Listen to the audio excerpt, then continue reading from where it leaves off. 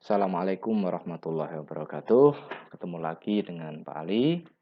Baik, untuk menyingkat waktu langsung kita masuk ke materi kali ini, yaitu sholat sunnah. Nanti ada 2 kali pertemuan ya, sholat sunnahnya, pertemuan kali ini dan pertemuan yang akan datang. Sebelum masuk ke materi, ini kalian harus ketahui bahwa tujuan pembelajaran kali ini itu ada 8. Jadi diharapkan setelah kalian mengikuti pembelajaran ini, kalian satu, dapat menjelaskan pengertian sholat sunnah dengan benar. Sholat sunnah itu apa? Harus tahu. Dapat menjelaskan macam-macam sholat sunnah berjamaah dengan benar. Kalian harus dapat mempraktekkan sholat sunnah berjamaah dengan benar. Kalian harus bisa menjelaskan macam-macam sholat sunnah munfarid dengan benar. Ada jamaah, ada munfarid. Munfarid itu sholat sendiri, tidak berjamaah. Nomor 5, kalian diharapkan bisa mempraktekkan sholat munfarid dengan benar. Lalu yang nomor 6, kalian juga diharapkan bisa menjelaskan macam sholat sunnah yang dilakukan dengan berjamaah dan munfarid. Nomor 7, kalian bisa mempraktekkan sholat sunnah berjamaah dan munfarid dengan benar. Terus juga bisa menjelaskan hikmah, ya, hikmah melaksanakan sholat sunnah dengan benar. Oke, kita lanjutkan. Masuk ke materi, macam-macam sholat sunnah. Sholat sunnah itu kalau dilihat dari cara pelaksanaannya itu dibagi menjadi 3 ya. Yang pertama dilaksanakan dengan berjamaah.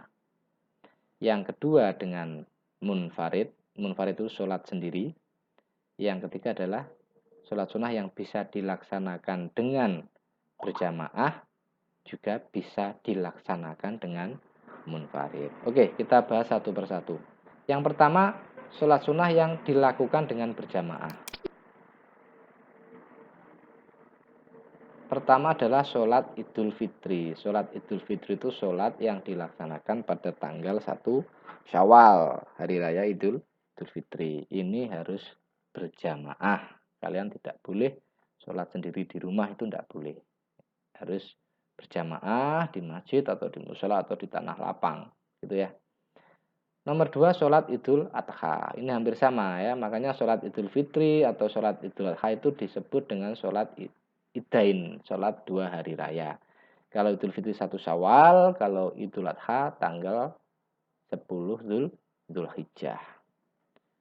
Berikutnya yang harus dilaksanakan dengan berjamaah adalah sholat sunnah kusuf, gerhana bulan. Ketika terjadi gerhana bulan, kita disunnahkan untuk melaksanakan sholat sunnah, namanya sholat sunnah kusuf. Ini juga harus berjamaah. Nomor 4, sholat khusuf. Ini sholat gerhana matahari. Ada gerhana bulan, ada gerhana matahari. Dua-duanya kita disunahkan untuk melaksanakan sholat sunnah. Kalau gerhana matahari namanya khusuf ya. Yang satu pakai kaf, yang satu pakai khof. Berikutnya nomor 5, sholat istisqa, sholat minta hujan. Ini juga harus dilaksanakan dengan berjamaah. Oke, terus kita lanjutkan sekarang sholat sunnah yang dilaksanakan dengan munfarid, dengan sendiri. Apa saja? Kita lihat. Yang pertama sholat rawatib. Sholat rawatib itu sholat yang waktunya itu mengiringi sholat fardu. Sholat rawatib. Ada namanya ba'diyah, ada qobliyah. Kalau ba'diyah itu dilaksanakan setelah sholat fardu. Kalau qobliyah dilaksanakan sebelum sholat fardu. Sholat rawatib itu dikerjakan sendiri-sendiri. Nomor 2, sholat tahiyatul masjid. Ini ketika kalian mau masuk masjid, jangan kalian duduk sebelum melaksanakan sholat 2 rakaat, namanya sholat tahiyatul masjid. Nomor 3, sholat istikharah. Sholat istikharah itu sholat mohon petunjuk kepada Allah. Ketika kalian misalkan dihadapkan pada sesuatu masalah yang sulit, ya, itu kita dianjurkan untuk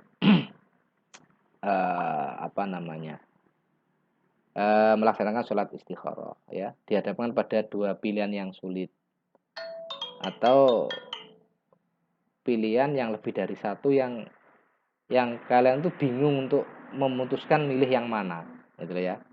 Ini kita sholat istikharah, insya Allah nanti akan diberikan petunjuk oleh Allah. Nah, ketiga-tiganya ini pelaksanaannya adalah dengan cara sendiri, tidak berjamaah. Oke, sekarang kita ini ke sholat rawatib ya, kita bahas sholat rawatibnya.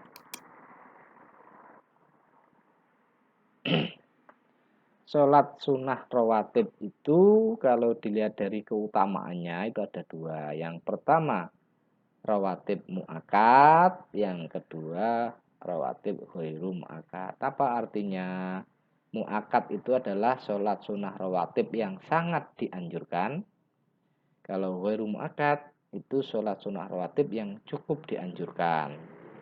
Bedanya apa? Kalau mu'akad itu Nabi tidak pernah meninggalkan, kecuali kalau Nabi dalam keadaan sakit, itu baru Nabi tidak melaksanakan yang mu'akad gitu ya. Jadi hampir sama dengan wajib. Yang mu'akad ini sangat dianjurkan. Kalau ghairu mu'akad itu cukup dianjurkan gitu ya. Jadi Nabi juga pernah tidak melaksanakan sholat sunnah rawatib ghairu mu'akad. Tapi kalau yang mu'akad Nabi selalu melaksanakan, kecuali Nabi dalam keadaan sakit. Nah, sekarang apa saja yang termasuk sholat sunnah rawatib yang mu'akad ini? Ada 10 atau 12 rakaat ya. Yang pertama yang termasuk mu'akad adalah 2 rakaat sebelum sholat duhur. Artinya sebelum kalian melaksanakan sholat duhur itu dianjurkan sekali untuk melaksanakan 2 rakaat atau 4 rakaat ya. Bisa 2 rakaat atau 4 rakaat. Kalau 4 rakaat berarti 2 kali salam.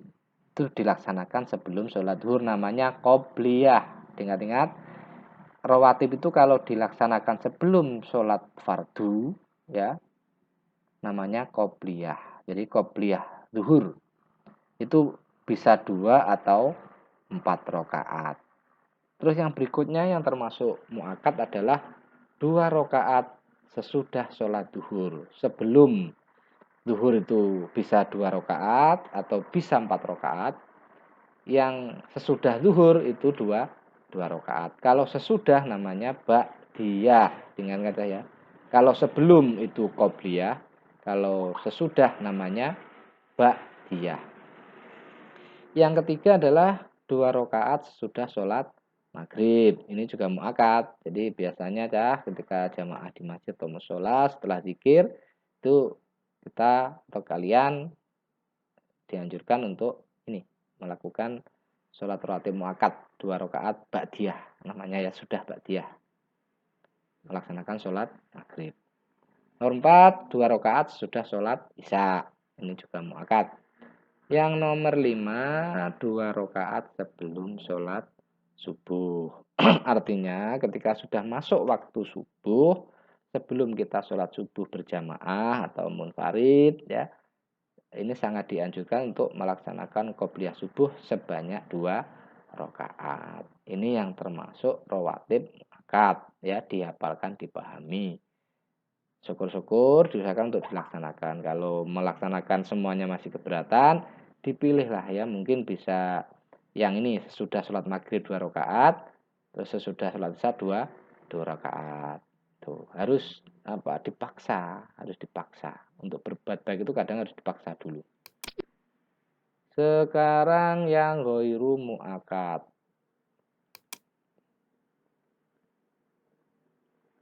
Ada 10 rakaat ya.